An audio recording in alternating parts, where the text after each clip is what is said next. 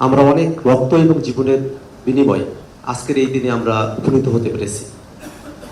বাংলাদেশে যাতে আর কখনো ফেসিবাদ ফিরে না আসে, বাংলাদেশ যেন জবাবদিহিতাপূর্ণভাবে গণতান্ত্রিক পন্থায় অগ্রসর হতে পারে, সেই বিষয়গুলো বিবেচনায় নিয়ে আমরা দীর্ঘ সময় ধরে ঐক্যমত্য কমিশনে রাজনৈতিক দলগুলো এক অভূতপূর্ব পদ্ধতিতে সুন্দর সৌহার্দ্যপূর্ণ পরিবেশের মধ্য দিয়ে, আলোচনার মধ্য দিয়ে জুলাই সনদ প্রণয়নের দিকে আমরা অগ্রসর হয়েছি।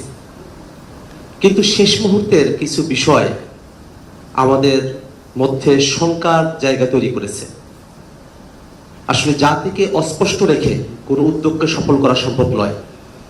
আমরা জুলাই সনদের যে খসড়া আমাদের কাছে পেয়েছি, সে খসড়ায় নোট অফ ডিসেন্টের বিষয়গুলোকে পরিষ্কার করা হয় নাই।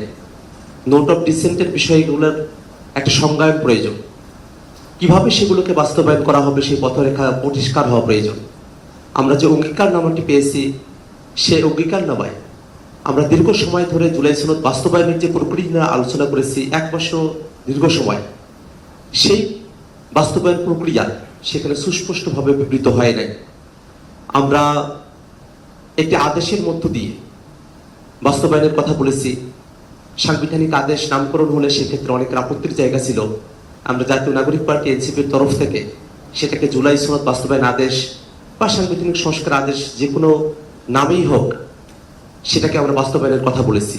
এবং আমরা মনে করি এই আদেশ মাননীয় প্রধান উপদেষ্টা ডক্টর মোহাম্মদ ইউনূস, তিনি সরকারের প্রধান হিসেবে সে আদেশ জারি করবেন এবং সেটা জনগণ অভ্যুত্থানের মধ্য দিয়ে যে অভিপ্রায় ব্যক্ত করেছে, সেই অভিপ্রায়কে সুসংহত করতেই সেটা হেড অফ দ্য স্টেট নয়, হেড অফ দ্য গভর্নমেন্ট হিসেবে মাননীয় প্রধান উপদেষ্টা সেটাকে বাস্তবায়ন করবেন, আদেশ জারি করবেন, এই আশাবাদ আমরা ব্যক্ত করছি।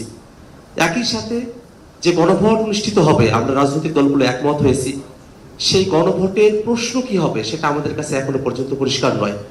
গণভোটের বিষয়ে যে প্রশ্ন, দিনক্ষণ, সেই বিষয়গুলো আমাদের কাছে পরিষ্কার হওয়া প্রয়োজন, জাতির কাছে পরিষ্কার হওয়া প্রয়োজন। একই সাথে আমরা সংবিধানের এতগুলো মৌলিক বিষয় পরিবর্তনের কথা আমরা বলেছি, সেটাকে শুধুমাত্র সংশোধনের মধ্য দিয়ে যে টেকসই করা সম্ভব নয়, সে ব্যাপারে রাজনৈতিক দলগুলো একমত।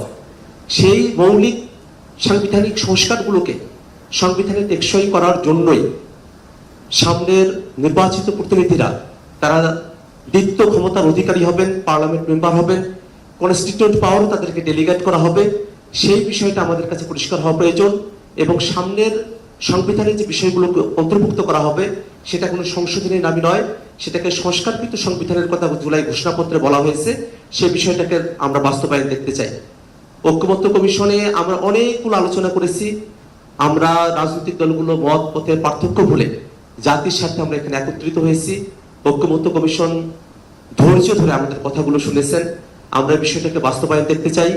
আমরা চাই জুলাই সনদ বাস্তবায়নের পথটাকে পরিষ্কার করে তারপরে আমরা সনদ স্বাক্ষর করার দিকে অগ্রসর হব।